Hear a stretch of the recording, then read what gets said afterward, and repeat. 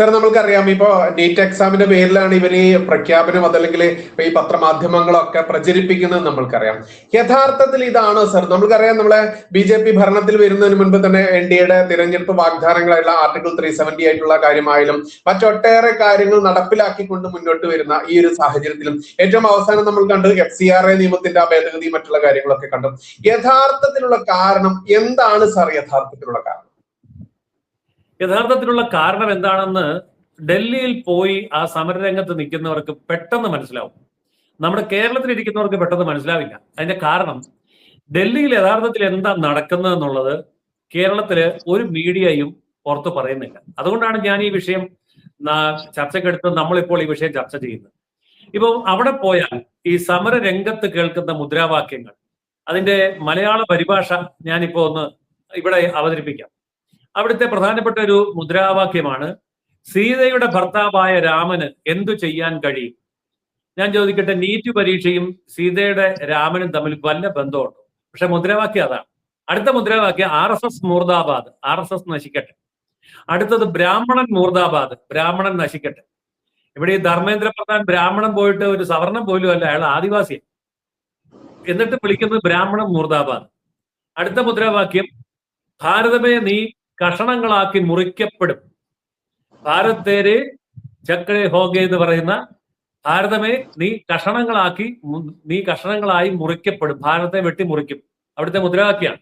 അടുത്ത മുദ്രാവാക്യമാണ് ഞങ്ങൾ ഹിന്ദുക്കളല്ല, ഞങ്ങളെ ഹിന്ദുക്കളായി ആരും വിളിക്കരുത്, ഹിന്ദുക്കൾ എന്ന് വിളിക്കരുത്. എന്തെങ്കിലും ബന്ധമുണ്ടോ നീറ്റ് പരീക്ഷയായിട്ട്? അടുത്ത മുദ്രാവാക്യം നമ്മളിലെല്ലാമുള്ള ശക്തിയാണ് അള്ളാഹു എന്ന വാക്കുകൊണ്ട് പറയപ്പെടുന്നത്. അപ്പൊ അള്ളാഹുവിനെ കുറിച്ചുള്ള മുദ്രാവാക്യം.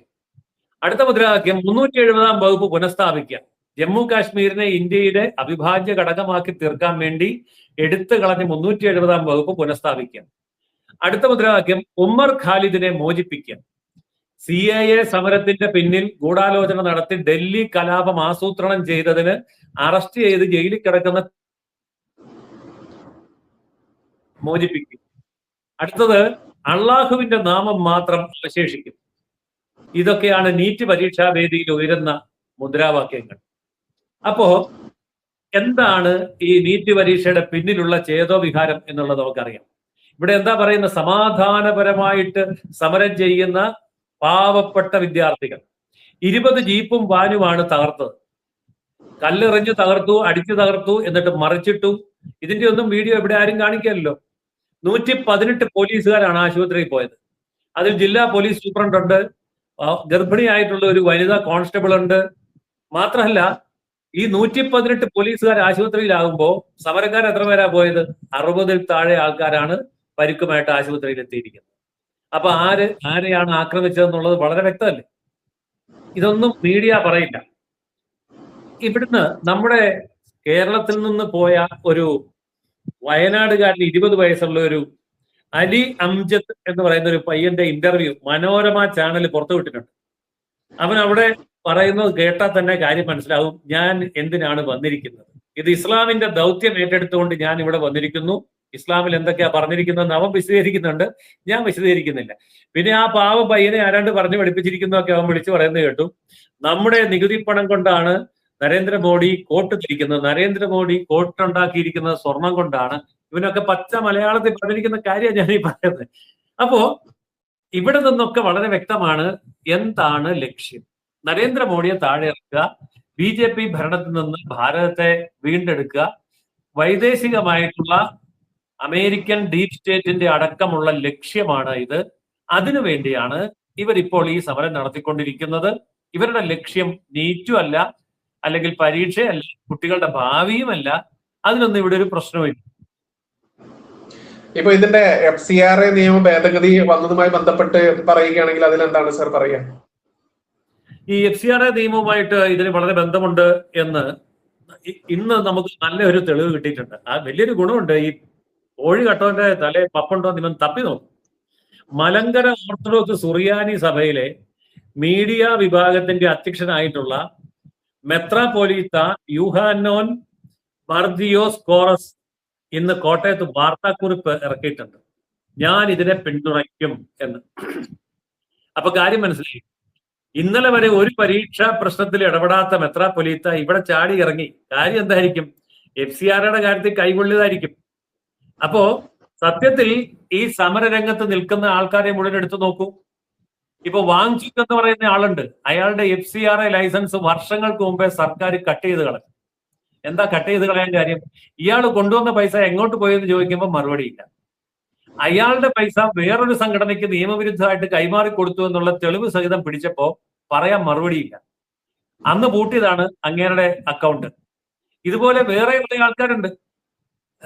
നമ്മുടെ കേജ്രിവാൾ കൂടെ കൂടിയിട്ടുണ്ട്, രാഹുൽ ഗാന്ധി കൂടെ കൂടിയിട്ടുണ്ട്, പിന്നെ ഷബ്ന ആസ്മി എന്നൊക്കെ പറഞ്ഞ സിനിമാ താരങ്ങൾ കൂടെ കൂടിയിട്ടുണ്ട്.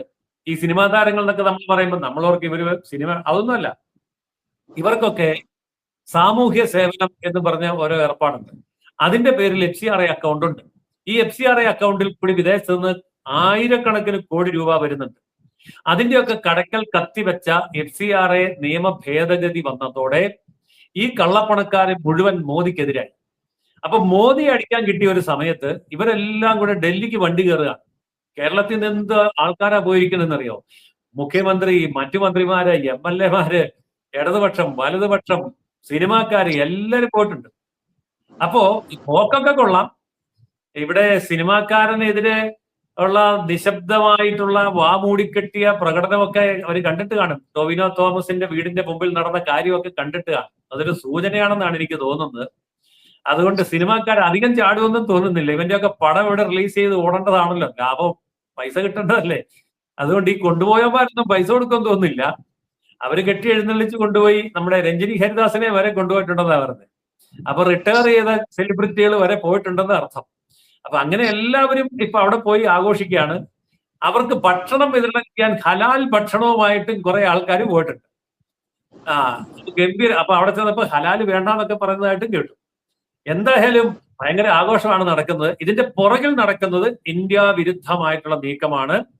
FCRA വഴി ആയിരക്കണക്കിന് കോടി രൂപ വന്നുകൊണ്ടിരുന്ന, അത് തിന്നുകൊണ്ടിരുന്ന ആൾക്കാർക്ക് ഇപ്പൊ ഉണ്ടായിരിക്കുന്ന തിരിച്ചടിയിൽ കിട്ടിയ തക്കത്തിന് മോദിക്കിട്ട് അടിക്കാനാണ് ഇവരെല്ലാം ഇറങ്ങിയിരിക്കുന്നത്. പക്ഷെ ഒരു കാര്യം ഉറപ്പാണ്, ഈ ഇറങ്ങിയിരിക്കുന്ന മുഴുവൻ ആൾക്കാരെയും നോട്ട് ചെയ്തിട്ടുണ്ട്. അപ്പൊ പലരും ചോദിക്കുന്നുണ്ട്, എന്താ ഇത് അടിച്ചമർത്താത്തെ, എന്താ പിരിച്ചുവിടാത്തെ, എന്താ സർക്കാർ അനങ്ങാത്തെ എന്നൊക്കെ.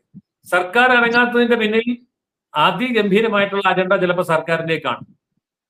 ആരൊക്കെ മാളത്തിൽ നിന്ന് പുറത്തു വരുമെന്നും, ആരൊക്കെ നേതൃത്വം കൊടുക്കുമെന്നും, ആരൊക്കെ മുദ്രാവാക്യം വിളിക്കുമെന്നും, ഏതൊക്കെ മുദ്രാവാക്യ വിളിക്കുന്നതെന്നും, ഏതൊക്കെ സംഘടന, ഏതൊക്കെ നേതാക്കളാണ് ഇനി മാളത്തിൽ നിന്ന് പുറത്തു വരേണ്ടതെന്നും ഒക്കെ കാത്തിരിക്കാൻ ഒരവസരം കിട്ടിയതായിരിക്കാം ഒരുപക്ഷെ കേന്ദ്ര ഗവൺമെന്റിന്. ഏതായാലും കേന്ദ്ര ഗവൺമെന്റിന്റെ മുമ്പിൽ ഈ സമരത്തിന് പോകുന്നവരൊക്കെ അവരുടെ ഐഡന്റിറ്റി കൃത്യമായിട്ടും വെളിപ്പെടുത്തി കഴിഞ്ഞിരിക്കുന്നു. അവര് ആരാണെന്നുള്ളത് കേന്ദ്ര ഗവൺമെന്റിന് മനസ്സിലായിരിക്കുന്നു. ഇനി ഇതിന്റെ പിന്നിൽ നടക്കുന്ന ഗൂഢാലോചനകളും തന്ത്രങ്ങളും രാജ്യവിരുദ്ധ നീക്കങ്ങളുമാണ് പുറത്തു വരാനുള്ളത്. അത് അധികം താമസിയാതെ തന്നെ സർക്കാർ മാന്തി പുറത്തിടും എന്നാണ് ഞാൻ പ്രതീക്ഷിക്കുന്നത്.